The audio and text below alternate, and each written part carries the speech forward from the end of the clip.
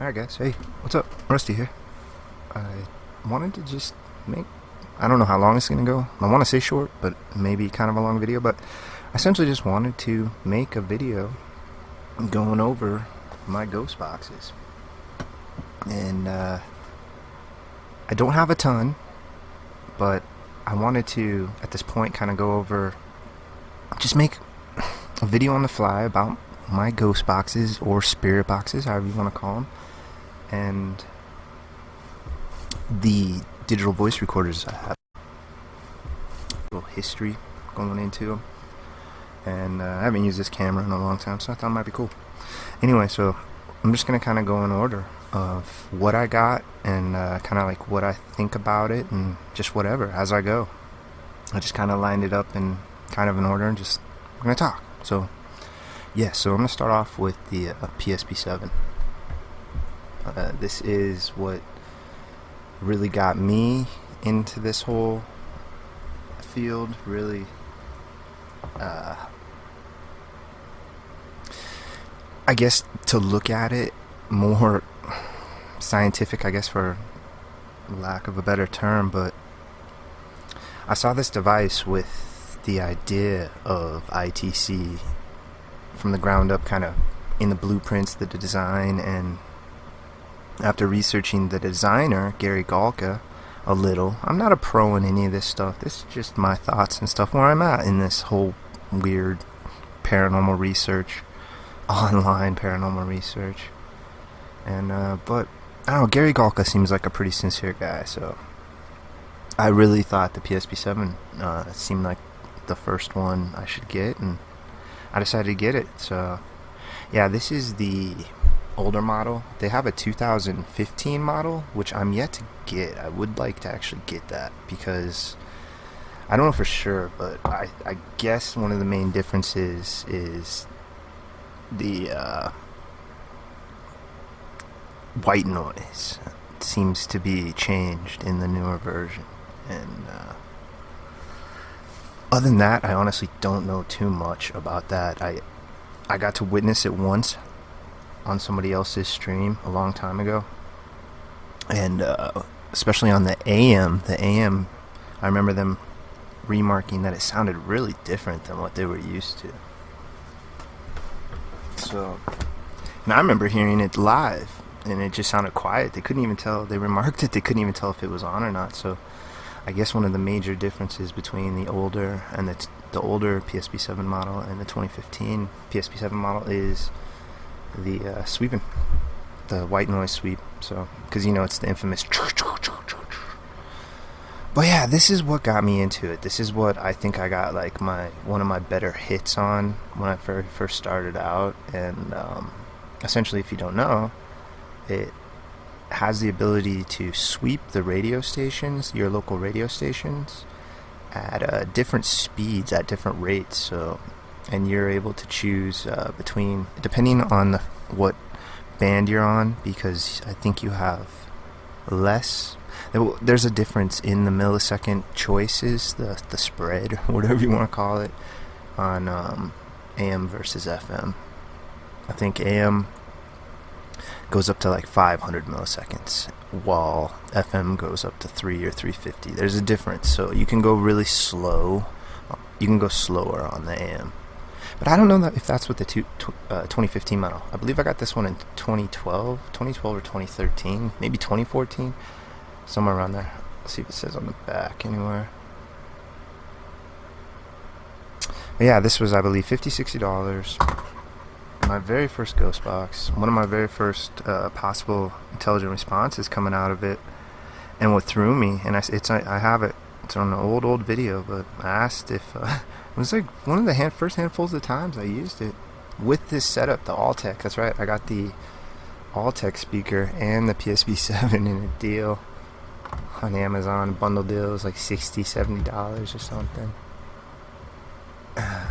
But yeah, out of this setup, I asked at the beginning of a session, if you're here, can you say hello? And it sounds like a creepy kid or woman that says hello not too long back. So, and I was that really was one of the first, to me, what felt like wow, there could be really something to this, and that really helps spark it all. And then I got this not too long after. This is the Olympus WS821 digital voice recorder. It's not bad. I think it was it's kind of pricey. I think it was like 60 or 70 bucks in my local Target, but it's average, run of the mill, good entry level or expert, I guess. I'm not an expert, but it's all the same stuff, really, because you're not going to get EVP every time you record stuff. Like, it should be kind of rare to some degree. At least that's my experience. But this was my first one, so yeah, I've captured some interesting stuff on this. The very first, I don't actually have it, but what I think was one of my very first EVP captures was actually on a old MP3 player, a Craig brand that I got from my local drugstore for like $15-20. And on that one, I got what seems to be a 3-syllable response, and man, that's what really got me going on EVP. So yeah, I started with basically these two, and that was all I had to get my bearings in this crazy field, this research field of the supernatural paranormal spirit box. And then I was wanting to get a new spirit box, and I was kind of looking at Radio Hack Shacks and different ones that people sell on Amazon that come hacked, which some of these do actually, as in my next one. My next one is this Koss. This is a Koss PP257 portable radio.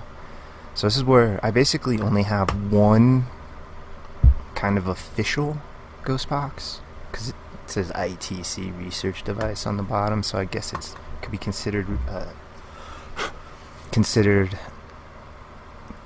pro. I don't know. But anyway, once I started getting into the whole ghost box phenomena, I learned that you can hack. There's a handful of hackable ones, and actually there's a good number of them. And so it's really coincidental. I was looking at some of these, and this was actually one that I just happened to browse online on Amazon or eBay or something, where people were selling them hacked for $30 or $40. And I was at a thrift store down the street just checking stuff out, see what I could find, and they just happened to have that. It was $5 or $6. And I didn't even know how to hack it yet. I didn't even know if it needed to be hacked for sure. I was such a newbie. I didn't know really anything. But I went home and did a quick search on YouTube or something. I searched it up and found that, yeah, it does need to be hacked. You need to actually open it up. These two little screw points here. I think that's it. I think it's just there's maybe some in here. Yeah, there's one in there, I think. Two. Oh no, there's two. So, well, anyway, yeah, you pop these open, and there's kind of a motherboard setup, and you peel it out just a little, and you clip one little wire, and that wire is actually, I don't know if you can see it because of the focus or anything, but that wire creates a beeping noise when you hold down this tune button and you're sweeping. You would just be hearing a beep, beep, beep, beep, beep. But when you clip the little wire, it eliminates that. So now you're able to sweep through all the radio stations and essentially do what the Pro version does, minus the ability to change the sweep rate and change either sweeping forward or backwards. That's another big difference that this one has, is sweeping forward or backwards, which essentially, just imagine it like a dial. You're not sweeping, the voices aren't meant to be coming out backwards. It's just forward or backwards. That's all it is. Imagine your PSP7 just like that. So if you're going in reverse, you're just going to the left direction, and you're keeping going. There's no stopping point. Like in a dial, you'll stop, but on the PSP7, you just keep going over and over. And then you want to go forward, it'll just go in the opposite direction. So that's what the difference is with the PSP7 forward and reverse. It doesn't actually reverse anything. It's just the sequence of the actual sweeping of the radio bands. So yeah, getting back to this stuff. So at this point, yeah, I had these two. I didn't get this. We'll get into this. I think I'm gonna save that maybe. Well, I think I could talk about it next. Actually, ended up hacking this, and then so yeah, I was running streams doing kind of this setup, these three, and was getting really interesting responses. And this is before any of these sound alteration physical devices or audio software devices were out. This is before any of that stuff. That stuff is actually really new, kind of still in the whole scheme of things. And but yeah, so it was before I got any of these extra ones. I did pick up this. This is really interesting. It's actually plugged in right now. I was at a local store and saw it for $15. And it is a ghost box. It's the same premise, the same idea as all these, except you just have to manually sit there like you're a DJ or something like. But other than that, I mean, you can, to me, seemingly get some really interesting stuff. I can't tell you if this is all really a personal practice, and I think it's really up to the person to sit and really just test stuff out and figure out what's going on their own. I still don't know what's going on, guys. I have no clue, but yeah, so I picked this up and I ran this one on a handful of streams. It's really interesting. It sounds completely different because the speaker sucks on it. Let's see if we can pick it up at all. Yeah, I'm not gonna mess with any of the sound on this one, any like actual ghost box sounds. But that is an old school radio. You can use any radio for a ghost box. You can use I guess you can't use the more modern car radios, but if you have an old school car radio that has dials, you could do it on a car radio. But anything that has a dial, as well as the ability to sweep the radio, and that's why I'll get into this one next, because I got these right around the same time, so I'll just jump into this one next. This one's on the market still. It's the Sony I should have these all memorized right now. Sony M37W. I'll go over them again at the end, and also have them in the description below, all the serial stuff, so you guys can search all this stuff and find it all on your own. Because, yeah, I got these two off Amazon for 30 to 40 tops, maybe cheaper. Maybe this was I want to say they're about $30 each, somewhere around there. United States cash, and this one comes out of the box actually. No need to hack it. There's no need to open it up at all. I have not opened this one up once. I guess, yeah, there's probably the same kind of setup with 4 screws on the back. But yeah, I actually have not hacked this one because out of the box, you can sweep it. The tuner's right here. You can either hold it with your finger or... Glad I got this handy. I like to use these are just little potato chip clips you can get at your grocery store for... You can get a bag of them for a couple bucks generally. Yeah, it works perfect for holding and the button down for you to be able to sweep. So you see it has a plus or minus, so it's the same thing with the forward or reverse for the PSP7. It's basically an up or down for the PSP7 as well. So you can latch on to whichever one you want and play with it. They all have different sounds. Every one that I've gotten so far has its own unique sound. And what's very interesting about this one has an AM and FM band sweep, and it also has a bass boost. The bass boost actually does make somewhat of a difference. Also, depending on which speakers you're using, you can get different sounds. This one has the bands AM and FM, and I think it has like an FM 1 or 2 for whatever, maybe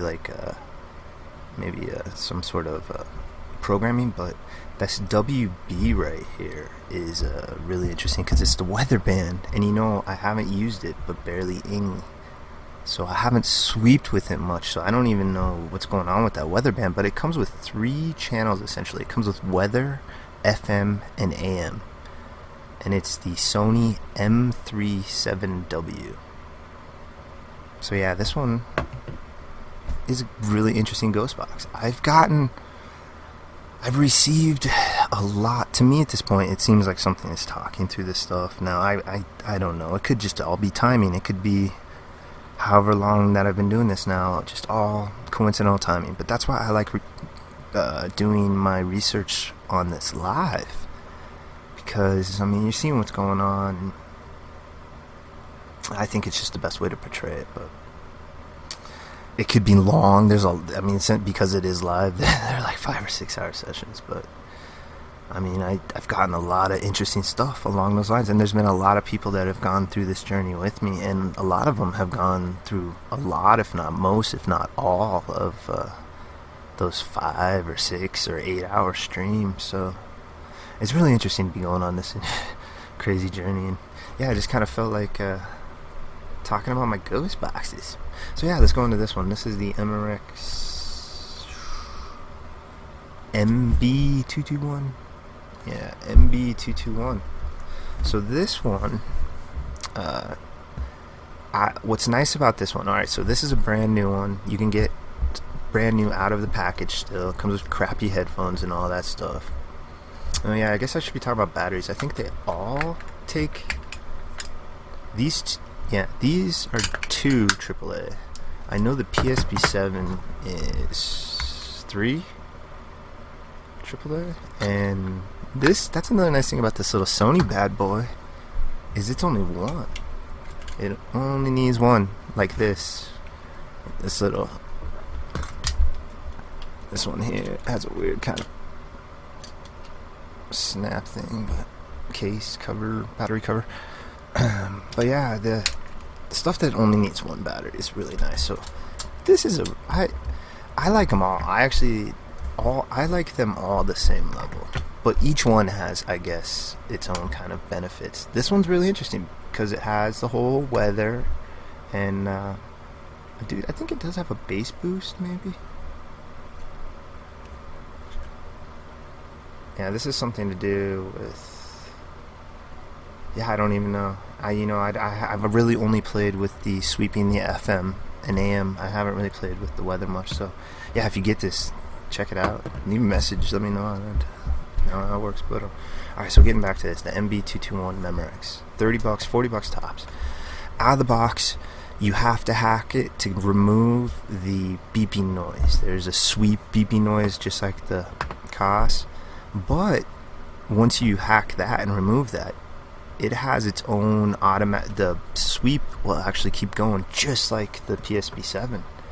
So it's kind of like a hybrid of the PSP7 and this one, and has a bass boost. You can sweep AM, FM, and I believe that's it. I mean, they have like locks and volume and everything else, but it looks pretty cool. I actually really like the look of this one. Size wise, it's obviously the biggest one. It's even bigger than the PSP7, but a lot of these are designed to be, oh crap, try to be careful with your paranormal gear, by the way. That was terrible. I try to take care of my stuff the best I can. It's getting old and beat, but yeah, a lot of these actually come with clips. I took this one off. It's somewhere around here, and I think this one still has it. Yeah, so it comes with belt clips automatically, and you can design. I've seen people put these on like their forearms or biceps. So it would be pretty cool to have us rocking some sort of awesome looking ghost box bracelet. Yeah, but then timeline wise, this is my most recent of kind of the EVP slash paranormal disembodied voice phenomena. That's already gotten scratched up. But yeah, I ordered this. This is just a Nokia phone. Crap, N5 I believe it is. E5, the Nokia E5. I actually ordered this from China. $50 I believe. Got it off eBay. And it's a phone. I don't have it hooked up to any system at all. It has all this stuff on it that I'd never use. Like, I haven't set up anything. It just has like all its basic crap, and I don't even. Yeah, so yeah, it has all this crap on it. I don't know if the camera's picking it up, but I only use this one, media. And look, inside the media, there's all this stuff. I only use it for this. Just a simple voice recorder. Do a quick EVP. Anybody here with me?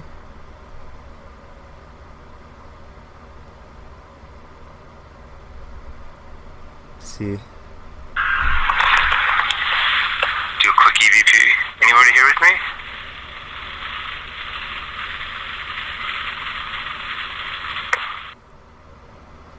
Let me turn it off at the end.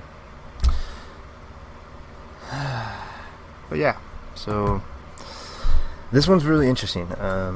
There's a difference. There's big difference with the way everything records here.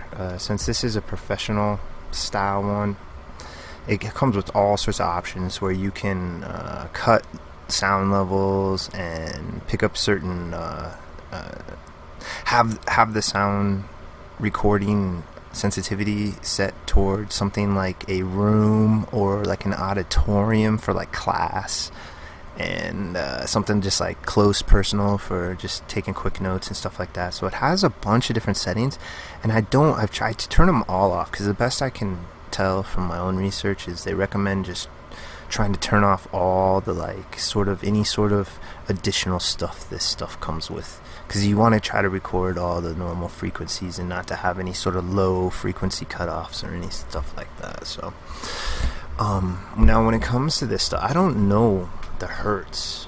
I can't even remember now. I'm getting a little behind on my EVP research, I guess, but it's hertz, I believe, megahertz, gigahertz. I believe it's just hertz. There's a level of sound that goes down to a certain point to where it becomes infrasound, to where our ears can't hear it, and I believe that gets down, that's like 5 hertz or something like that, maybe 7, maybe 10, I don't know, I can't remember. Anyway, I'm pretty sure this one gets down to 20 hertz, so it's not that's a big difference, and I don't know what this contains, but that is one thing to look into when if you don't know much about stuff, because certain people will tell you that you need ones that reach certain levels, or that spirits will only speak in like below inside infrasound or lower or whatever. And so I think by nature most average MP or digital voice recorders are about 20 hertz. I think it's something like that, if I can remember off the top of my head. And so some people say that you need it, and some people don't, to get it drop below that. And that's when you get some of those fancier, snazzier, really expensive digital voice recorders, they do drop down to that lower stuff. So if you want to go really scientific and you're looking at ways to try to determine what hertz sounds are coming in, you're gonna have to spend more money. But the average middle to cheapy, I believe even like those cheapy MP3 players, even your phone, maybe these days phones, if you got a decent phone, like an iPod or an iPhone or whatever, like a freaking Samsung or whatever, most recorder or microphones these days on phones are really nice. So those might drop. I don't know about those. That's just something to be aware of if that's an angle, if you're kind of jumping into the scientific, and that's something you kind of want to look into, is like the hertz and what hertz, because that's the levels of sound, and certain things record certain different ones. And there's interesting tablet applications that show off the actual levels, and you can get cool just kind of visuals for you to look at, but it'll show you where you're at in like the hertz region and stuff. So that's just something to kind of look into. But yeah, this is kind of, I'm probably not going to go much longer. Just wanted to go through kind of what I have right now. And like I said, I don't really have a favorite one. I've tried them all, probably about equally the same. I had my PSP-7, I want to say a month or two. I had it probably 2 months max until I picked up this. And then I just randomly happened upon the cost. And then it was probably another 2 or 3 months after that I got these roughly around the same time. Yeah, I got these two around the same time. And then this is one of my newer acquisitions. And so yeah, that's kind of my basic setup for trying to capture these energies, these unseen voices that seem, I'm not the only one that seems to be getting some sort of interesting interactions with this stuff. I don't know why I latched on to the ghost boxes. I don't know why. I really don't know why. Because I started with the EVP field. I started really looking into the electronic voice phenomena and all its angles, and I actually researched that for a good couple years before I was even fully aware of this angle, because within my EVP research, I started learning about some of the older ghost boxes before Frank Sumption's ghost box. Frank Sumption's ghost box is really kind of what brought in the idea of sweeping radios and stuff like that.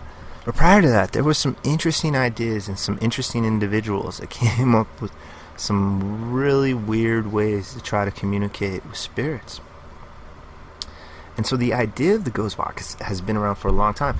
There's actually, I guess, it can't be fully verified, but from my own research, the oldest ghost box goes back to probably, I'm not even going to try to say the century, but it was an old monk. Supposedly there was an old priest or monk that had an old wooden box that would speak with spirits inside the box, and nobody else would ever be able to talk to it or something. And it's an old story, and old, maybe wives' tale. There's on the internet, there's a name and there's a location and stuff, but who knows.